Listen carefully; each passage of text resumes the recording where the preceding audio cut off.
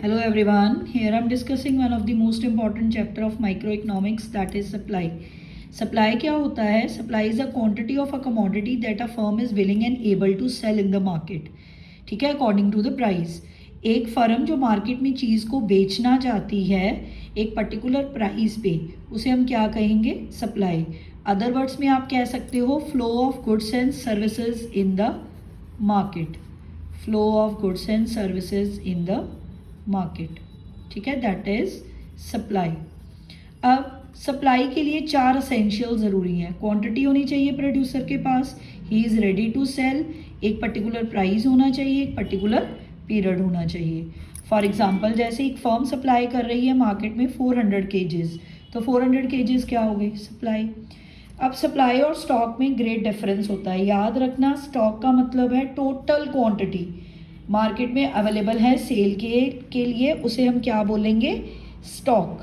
Different rate पे different आप market में चीज़ें सेल कर रहे हो, उसे हम बोलते हैं सप्लाई. ठीक है,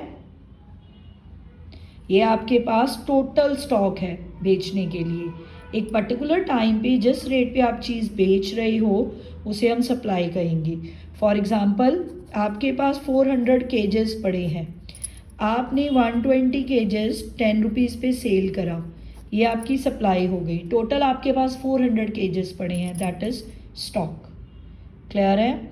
सेम ये डिमांड जैसा है. शेड्यूल इसके भी 2 होते हैं, इंडिविजुअल और मार्केट. जब आप सिंगल्स प्रोड्यूसर का लोगे तो इंडिविजुअल हो गया, जब पूरी मार्केट का लोगे डिफरेंट फर्म्स का तो वो क्या हो गया? Market schedule.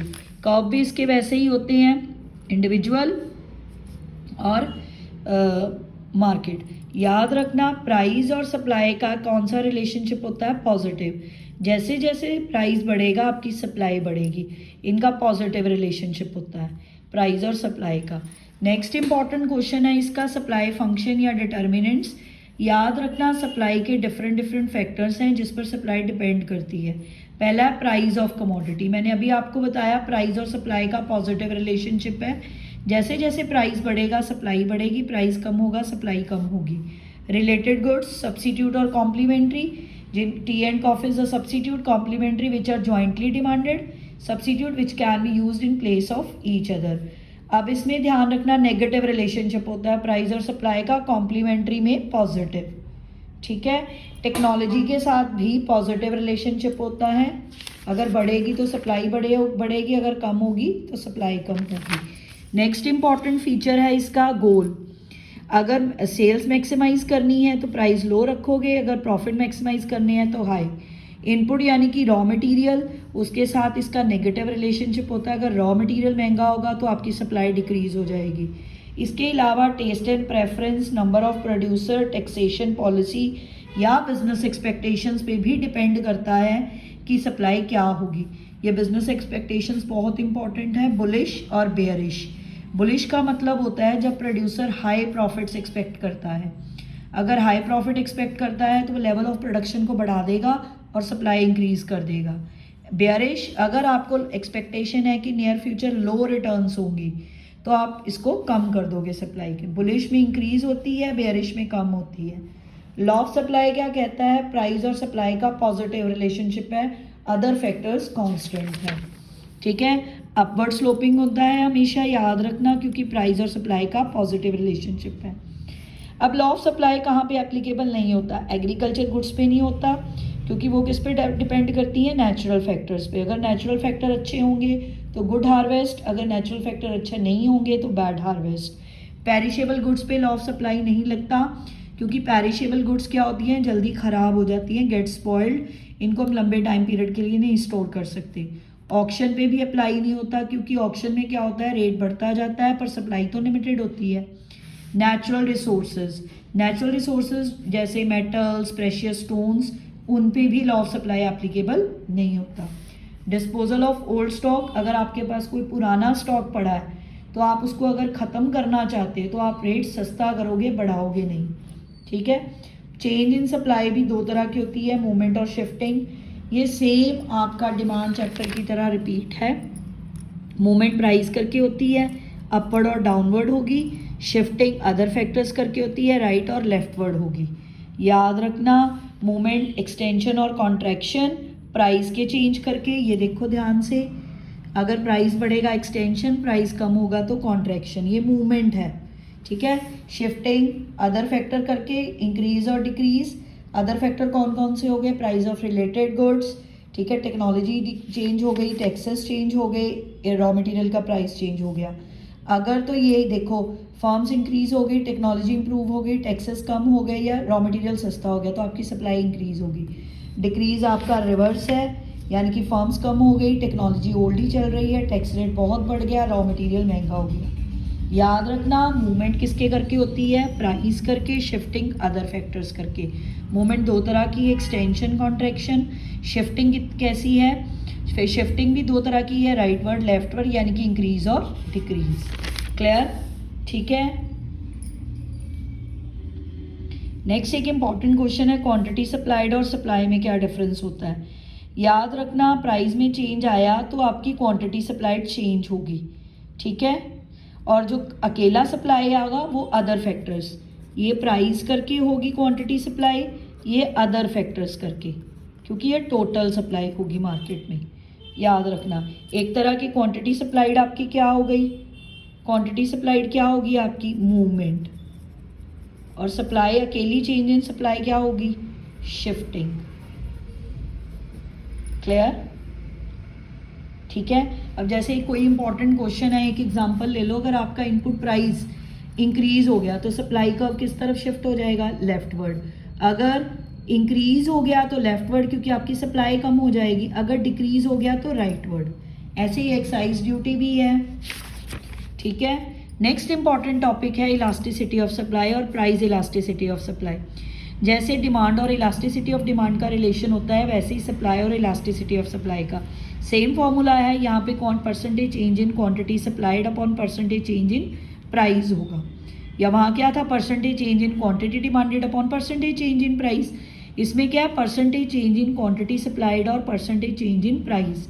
देखो सप्लाई ने, लॉ ऑफ सप्लाई ने आपको बताया कि प्राइस में चेंज होने करके सप्लाई चेंज होगी। हाउ मच, कितनी चेंज होगी, वो आपको कौन बताएगा, elasticity of supply. Degree of extension और कॉन्ट्रैक्शन, कितना चेंज होगा, वो कौन बताता है, इलास्टिसिटी ऑफ सप्लाई। इसके भी दो मेथड है, प्रोपोर्शनेट और परसेंटेज ज्योमेट्रिक। आपके सिलेबस में प्रोपोर्शनेट है, प्रोपोर्शनेट का फॉर्मूला यही है, percentage change in quantity supplied upon percentage change in price, delta Q upon delta P into P upon Q.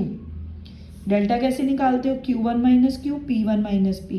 Q1 is a new quantity, Q is a old quantity, P1 is a new price, P is a old price. अगर आपने इसको percentage में convert करना है, delta Q upon Q into 100, delta P upon P into 100। इसकी भी आगे degrees होती हैं मेजर करने की। पहली परफेक्टली इलास्टिक, प्राइस कुछ भी होगा, सप्लाई आपकी क्या होती जाएगी, परफेक्टली। अगर प्राइस कांस्टेंट रहता है तो सप्लाई क्या होती है, perfectly elastic, according to price move करती रहेगी, ठीक है। इसमें ES किसके इक्वल होगी, इन्फिनिटी के। याद रखना पहली डिग्री हो गई। इन इलास्टिक, प्राइस में कुछ भी चेंज आता रहे, प्राइस कम या ज़्यादा होता रहे, आपकी सप्लाई में कोई चेंज ना हो, तो इन इलास्टिक, ठीक है, इन इलास्टिक होती है, परफेक्टली इन इलास्टिक। अगर चेंज होगी, सप्लाई बढ़ रही है, देखो आगे जा रही है, तो इलास्टिक। अगर नहीं चेंज हो रही, पैरेलल टू वाई एक्सिस है, तो इन इलास्टिक। इन इलास्टिक का मतलब कोई चेंज नहीं आएगा प्राइस का, उसके ऊपर कोई इफेक्ट नहीं है। अगर इक्वल चेंज आ रहा है तो यूनिटरी इलास्टिक, अपवर्ड स्लोपिंग होगी। मोर देन में क्या होगा, अगर आपका प्राइस 50% चेंज हो रहा है तो सप्लाई 100% चेंज हो जाएगी। याद रखना ये एक्स एक्सिस को टच नहीं करेगी, इंटरसेप्ट होगा यहाँ पर, ठीक है, क्योंकि ये हाईली इलास्टिक है इसलिए इंटरसेप्ट होता है। थोड़ा सा भी प्राइस में चेंज होगा, सप्लाई में डबल चेंज आएगा। अगर प्राइस में चेंज आ रहा है तो सप्लाई में उससे कम, जैसे 50% प्राइस राइज कर रहा है और सप्लाई 20% चेंज हो रही है, प्राइस से आपकी सप्लाई कम चेंज हो रही है, तो ये एक्स एक्सिस पे इंटरसेप्ट करेगी। मोर देन में वाई एक्सिस पे करती है, लेस देन में एक्स एक्सिस पे। याद रखना ये इंटरसेप्ट, क्योंकि प्राइस ने सप्लाई पे ज़्यादा इफेक्ट नहीं डाला।